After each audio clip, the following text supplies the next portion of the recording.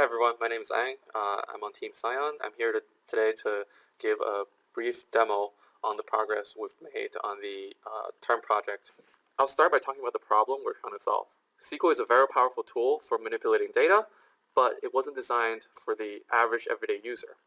The people who can actually take advantage of SQL are users such as accountants, but these users don't really have the training that would allow them to take advantage of SQL.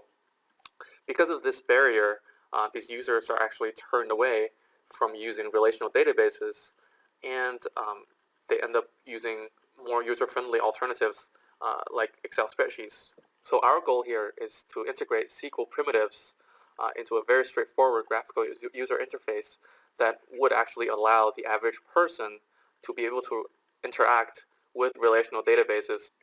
The approach to our problem is very straightforward. Our mentors have developed a tool called DataSpread. It's a data exploration tool that combines databases and spreadsheets.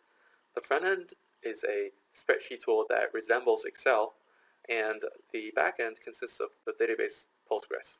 And our goal here is to extend the existing functionalities by developing a very intuitive user interface, and users would be interacting with the user interface directly by performing clicks and selections.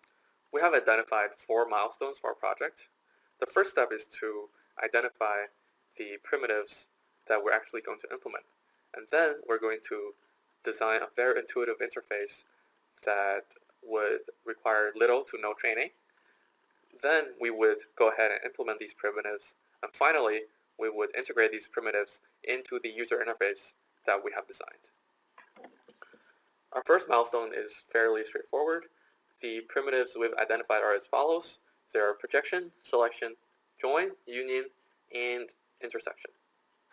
Now I'll give a very brief demo on what we have accomplished thus far. So the first thing I would like to show you is the sample data we have stored in the database itself.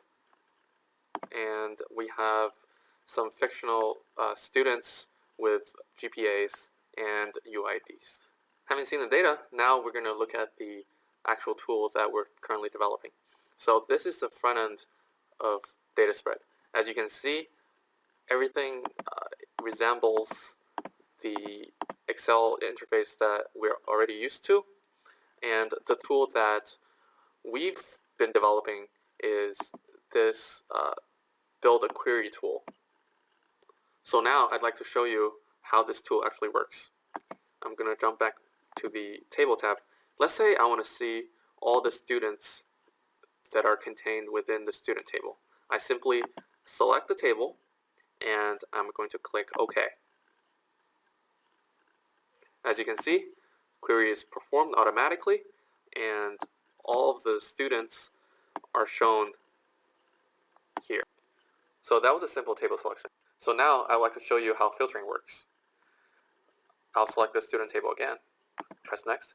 Let's say I want to see the names of students with exceptionally high GPAs, and I only want to see their first name.